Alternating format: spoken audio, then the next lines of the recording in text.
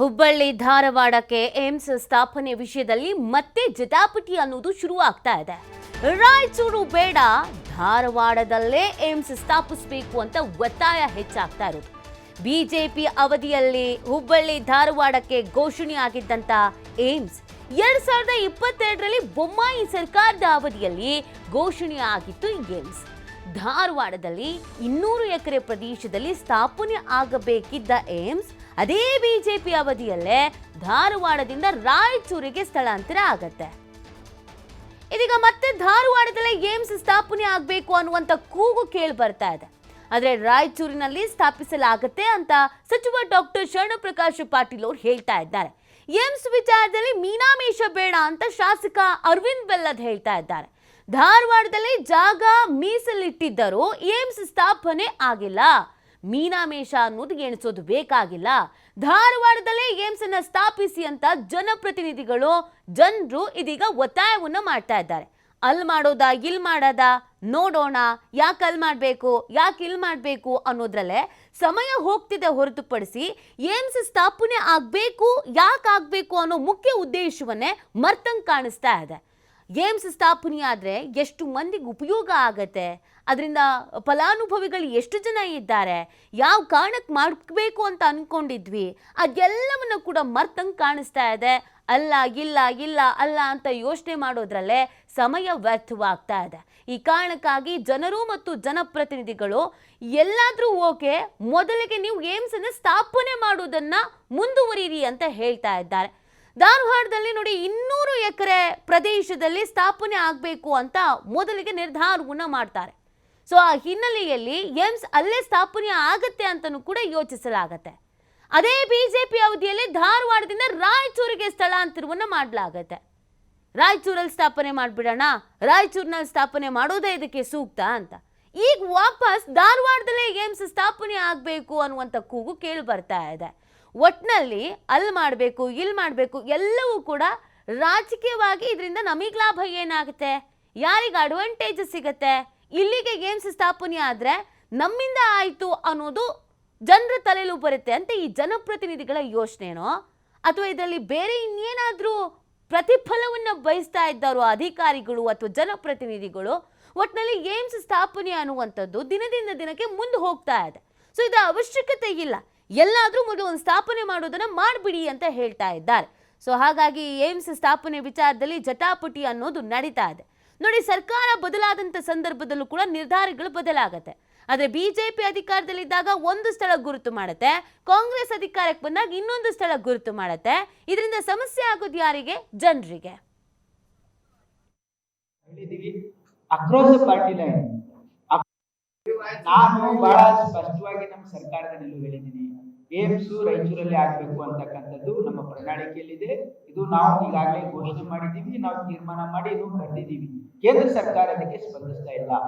ನೋಡಿ, ನಮ್ದೇನಂತಂದ್ರೆ ಯಾವುದೇ ರಾಜ್ಯ ಅಭಿವೃದ್ಧಿ ಆಗ್ಬೇಕು ಅಂತಂದ್ರೆ ಎಲ್ಲಾ ಕಡೆ ಇವತ್ತು ಫೆಸಿಲಿಟೀಸ್ ಸ್ಪ್ರೆಡ್ ಓವರ್ ಆಗ್ಬೇಕು ಅಲ್ವಾ. ಈಗ ಬ್ಯಾಂಗ್ಳೂರಲ್ಲಿ ಯಾಕೆ ಬೇಡ ಅಂತಿದ್ರೆ ಬ್ಯಾಂಗ್ಳೂರು ಸಾಕಷ್ಟಿದೆ. ನಮ್ಮ ಮೈಸೂರಲ್ಲಿನೂ ಕೂಡ ಒಳ್ಳೆ ಆಸ್ಪತ್ರೆ, ಹುಬ್ಬಳ್ಳಿಯಲ್ಲೂ ಕೂಡ ಕಿಮ್ಸ್. ಹಾಗಾಗಿ ಬೇರೆ ಬೇರೆ ಕಡೆ ಎಲ್ಲಿ ಇವತ್ತು ಮಾಡಬೇಕು ಅಂತ ಅಂದ್ರೆ ಜನರ ಅಪೇಕ್ಷೆ ಇರುತ್ತಲ್ಲ, ಹಾಗಾಗಿ ರಾಯಚೂರು ಅಂತ ನಾವು ಬರೆದು ಕೊಟ್ಟಿದ್ದೀವಿ. ಮಾನ್ಯ ಮುಖ್ಯಮಂತ್ರಿಗಳೇ ಹೋಗಿ ಪ್ರಧಾನಮಂತ್ರಿಗಳಿಗೆ ಪರ್ಸನಲಿ ಭೇಟಿಯಾಗಿ ರಿಕ್ವೆಸ್ಟ್ ಮಾಡಿದ್ದಾರೆ, ಒಂದು ರಿಕ್ವೆಸ್ಟ್ ಲೆಟರ್ ಕೊಟ್ಟಿದ್ದಾರೆ. ಏನಂದ್ರೆ ನೀವು ರಾಯಚೂರಲ್ಲಿ ಮಾಡಿ. ಬಟ್ ಕೇಂದ್ರ ಸರ್ಕಾರ ಯಾಕೆ ನಿರ್ಧಾರ ತೆಗೆದುಕೊಳ್ತಾ ಇಲ್ಲ ನನಗೆ ಗೊತ್ತಿಲ್ಲ. ಯಾಕಂದ್ರೆ ನಮ್ಮ ದೇಶದಲ್ಲಿ ನಾನು 3 ಸರಿ ಹೋಗಿದ್ದೀನಿ, 3 ಟೈಮ್ಸ್. ಏಮ್ಸ್ ಐತಲ್ಲ, ಇಲ್ಲಿ ನಮ್ಮ ಧಾರವಾಡದಲ್ಲಿ ಆಲ್ರೆಡಿ ಅದಕ್ಕೆ ಜಾಗ ತೆಗೆದಿಟ್ಟಿದ್ದೈತೆ. ಮತ್ತು ಇಡೀ ಈ ಭಾಗಕ್ಕೆ ಇವತ್ತು ಬೆಂಗಳೂರಾಗೆಲ್ಲ ದೊಡ್ಡ ದೊಡ್ಡ ಹಾಸ್ಪಿಟಲ್ಸ್ ಅದಾವೆ. ಗುಲ್ಬರ್ಗದಾಗ ASI ದೊಡ್ಡ ಹಾಸ್ಪಿಟ್ಲ್ ಐತಿ, ಮಂಗಳೂರಾಗ ಹಾಸ್ಪಿಟ್ಲ್ ಅದಾವೆ, ಮೈಸೂರಾಗ ಐತಿ. ಆದರೆ ಈ ಭಾಗದಾಗೈತಲ್ಲ ಅದೊಂದು ದೊಡ್ಡ ಹಾಸ್ಪಿಟ್ಲದ ಅವಶ್ಯಕತೆ, ಜನಕ್ಕೆ ಅವಶ್ಯಕತೆ. ಪೂರ್ತಿ ಉತ್ತರ ಕರ್ನಾಟಕಕ್ಕೆ ಕೇಂದ್ರ ಭಾಗ ಆಗಿರುವಂಥದ್ದು ಹುಬ್ಬಳ್ಳಿ ಧಾರವಾಡದಲ್ಲಿ ಇದು ಏಮ್ಸ್ ಆತಂದ್ರೆ ಹೆಚ್ಚು ಸೂಕ್ತ ಅಂಥೇಳಿ ನಮ್ಗೆ ಅನಿಸ್ತೈತಿ. ಆ ದೃಷ್ಟಿಯಿಂದ ಇಲ್ಲಿ ಜಾಗ ಕೂಡ ತೆಗೆದಿಟ್ಟಿದ್ದೈತಿ. ಸುಮಾರು 200 ಚಿಲ್ಲರ ಎಕರೆಯನ್ನು ತೆಗೆದಿಟ್ಟಿದ್ದೈತಿ. ಇವಾಗ ಮತ್ತಷ್ಟು ಮಾಹಿತಿ ನೀಡ್ತಾರೆ ನಮ್ಮ ಪ್ರತಿನಿಧಿ ಯಲ್ಲಪ್ಪ. ಏಮ್ಸ್ ಸ್ಥಾಪನೆಯ ವಿಚಾರದಲ್ಲಿ ಜಟಾಪಟಿ ಅನ್ನೋದು ನಡೀತಾ ಇದೆ. ಇದನ್ನ ಇನ್ನೂ ಎಷ್ಟು ದಿನಗಳ ಕಾಲ ಮುಂದುವರಿಸ್ಕೊಂಡು ಹೋಗ್ತಾರೆ? ಯಾಕೆ ಈ ರೀತಿಯಾದಂಥ ಜಟಾಪಟಿ ನಡೀತಾನೆ ಇದೆ? ನಿಲ್ಲುವ ಲಕ್ಷಣಗಳು ಕಾಣಿಸ್ತಾ ಇಲ್ಲ? ನೀತಿ. ನಿಜವಾಗಿಯೂ ಒಂದ್ ಕಡೆ ಅಂತಂದ್ರೆ ಏಮ್ಸ್ ಸ್ಥಾಪನೆ ಆಗ್ಬೇಕು ಅಂತೇಳಿ ಕರ್ನಾಟಕದ ಆಗ್ರಹ. ಏಮ್ಸ್ ಕರ್ನಾಟಕಕ್ಕೆ ಬರಬೇಕು ಅನ್ನೋದು ಒಂದ್ ಕಡೆ ಕೂಗಾದ್ರೆ, ಆದ್ರೆ ಕರ್ನಾಟಕದಲ್ಲಿ ಎಲ್ಲಿ ಆಗ್ಬೇಕು, ಎಲ್ಲಿ ಸ್ಥಾಪನೆ ಆಗ್ಬೇಕು ಅಂತ ಒಂದ್ ಕಡೆ ಧಾರವಾಡ, ಈ ಇನ್ನೊಂದು ಕಡೆ ಅಂತಂದ್ರೆ ಇಲ್ಲಿ ಕೂಗು ಕೇಳಿ ಬರ್ತಾ ಇರೋದು ರಾಯಚೂರು ಅಂತೇಳಿ. ಇದರಲ್ಲಿ ಜನಪ್ರತಿನಿಧಿಗಳ ಒಂದು ಇಬ್ಬಾಗ ನೀತಿಯಿಂದ ಇವತ್ತು ಏಮ್ಸ್ ಕರ್ನಾಟಕಕ್ಕೆ ಬರದಂತಹ ಸ್ಥಿತಿ ಇವತ್ತು ನಿರ್ಮಾಣವಾಗಿದೆ. ಯಾವ ಮಟ್ಟಿಗೆ ಅಂತಂದ್ರೆ ಈ ಹಿಂದ್ಗಡೆ ಯಾವಾಗ ಇಲ್ಲಿ ಅಂದ್ರೆ ಬೊಮ್ಮಾಯಿ ಸರ್ಕಾರದಲ್ಲಿ ಅದು ಏಮ್ಸ್ ಘೋಷಣೆ ಆಯ್ತು, ಅವಾಗ ಇಲ್ಲಿ ಹುಬ್ಬಳ್ಳಿ ಧಾರವಾಡ ಮಧ್ಯದಲ್ಲಿ ಒಟ್ಟು 200 ಎಕರೆ ಈ ಸಂಪತ್ತಿಗೆ ಜಾಗ ಮೀಸಲಿಡತು. ಈ ಒಂದು 200 ಎಕರೆ ಏಮ್ಸ್ಗೆ ಆಗಿ ಅಂತೇಳಿ ಇಲ್ಲಿ ಒಂದ್ ಕಡೆ ಧಾರವಾಡ ಜಿಲ್ಲಾಡಳಿತ ಎಲ್ಲಾ ಸಿದ್ಧತೆಯನ್ನು ಮಾಡಿಕೊಳ್ತು. ಆದ್ರೆ ಇದಕ್ಕೆ ದೊಡ್ಡದಾದಂತಹ ಪಟ್ಟೆ ಇಲ್ಲಿ ಅಂತಾರೆ ಅವಾಗಿದ್ದಂತಹ ಸರ್ಕಾರ ಮಾಡ್ತು. ಯಾಕಂದ್ರೆ ಬಸವರಾಜ ಬೊಮ್ಮಾಯಿಯವರು ಮೊದಲಿಗೆ ಇದನ್ನ ಘೋಷಣೆ ಮಾಡಿದ್ದು ಹುಬ್ಬಳ್ಳಿ ಅಂತೇಳಿ, ನಾನಂದ್ರೆ ಧಾರವಾಡ ಜಿಲ್ಲೆ ಅಂತೇಳಿ. ನಂತರ ಇವರು ರಾಯಚೂರಿಗೆ ಹೋಗ್ತಾರೆ, ರಾಯಚೂರಲ್ಲಿ ಏಮ್ಸ್ ನಾವು ಕೊಡೋದಾದ್ರೆ ಇಲ್ಲಿ ರಾಯಚೂರಿಗೆ ಕೊಡ್ತೀವಿ ಅಂತೇಳಿ ಘೋಷಣೆ ಮಾಡಿದ್ರು. ಹೀಗಾಗಿ ಒಂದ್ ಕಡೆ ಜನಪ್ರತಿನಿಧಿಗಳ ಒಂದು ಇಬ್ಬಾಗ ನೀತಿಯಿಂದ ಈ ಒಂದು ಏಮ್ಸ್ ಧಾರವಾಡಕ್ಕೆ ಬರಬೇಕಾಗಿತ್ತು, ಅದು ನಿಂತೋಯ್ತು. ಅದಕ್ಕಿದ್ದಂತಹ ಒಂದು 200 ಎಕರೆ ಭೂಮಿ ಏನಿದೆ ಇವತ್ತು ಸಂಪೂರ್ಣವಾಗಿ ಪಾಳು ಬಿದ್ದು ಹೋಗಿದೆ. ಯಾಕಂದ್ರೆ ಅಲ್ಲಿ ರೈತರು ಉಳುಮೆ ಮಾಡ್ಬೇಕಾಗಿತ್ತು, ಅದನ್ನು ಸಹ ಇಲ್ಲಿ ಅಂತಾರೆ ಮಾಡ್ತಾ ಇಲ್ಲ. ಇನ್ನೊಂದು ಕಡೆ ಅಂದ್ರೆ ರಾಯಚೂರಿಗೆ ಆಗ್ಬೇಕು ಅನ್ನೋದು ಆ ಕಲ್ಯಾಣ ಕರ್ನಾಟಕ ಭಾಗದಲ್ಲಿರುವಂತಹ ಸಚಿವರು, ಈಗಾಗಲೇ ಸಚಿವ ಡಾಕ್ಟರ್ ಶರಣ್ ಪ್ರಕಾಶ್ ಪಾಟೀಲ್ ಅವರು ಹೇಳ್ತಾರೆ ಇಲ್ಲಿ ಏಮ್ಸ್ ಆಗ್ಬೇಕು. ಹುಬ್ಬಳ್ಳಿಯಲ್ಲಿ ದೊಡ್ಡದಾದಂತಹ ಒಂದು ಕಿಮ್ಸ್ ಆಸ್ಪತ್ರೆ ಇದೆ, ಉತ್ತರ ಕನ್ನಡದ ಸಂಜೀವಿನಿ ಅಂತ ಹೆಸರು ಪಡೆದುಕೊಂಡಿದೆ. ಹೀಗಾಗಿ ರಾಯಚೂರಿಗೆ ಏಮ್ಸ್ ಆದ್ರೆ ರಾಯಚೂರು ಅಭಿವೃದ್ಧಿ ಆಗುತ್ತೆ ಅಂತ ಡಾಕ್ಟರ್ ಶರಣ್ ಪ್ರಕಾಶ್ ಪಾಟೀಲ್ ಮಾತಾಡಿದ್ರೆ, ಇನ್ನೊಂದು ಕಡೆ ಅಂತಾರೆ ಧಾರವಾಡ ಜಿಲ್ಲೆಯ ಶಾಸಕರು, ಅದರಲ್ಲಿ ಹುಬ್ಬಳ್ಳಿ ಧಾರವಾಡ ಪಶ್ಚಿಮ ಕ್ಷೇತ್ರದ ಶಾಸಕ ಅರವಿಂದ್ ಬೆಲ್ಲದವರು ಹೇಳ್ತಾರೆ ಈಗಾಗಲೇ ಕಲ್ಯಾಣ ಕರ್ನಾಟಕ ಭಾಗದಲ್ಲಿ ASI ಹಾಸ್ಪಿಟಲ್ ಇದೆ ರಾಯಚೂರಿನಲ್ಲಿ. ಈ ರೀತಿ ಆದ್ರೆ ಆ ರಾಯಚೂರಲ್ಲಿ ಸಣ್ಣ ಪುಟ್ಟ ಏನಾದ್ರು ಈ ಒಂದು ಆಸ್ಪತ್ರೆಗೆ ಹೋಗ್ಬೋದು. ಬೆಂಗಳೂರು ದೊಡ್ಡದಾದ ಆಸ್ಪತ್ರೆ ಇದೆ, ಮಂಗಳೂರಲ್ಲಿದೆ.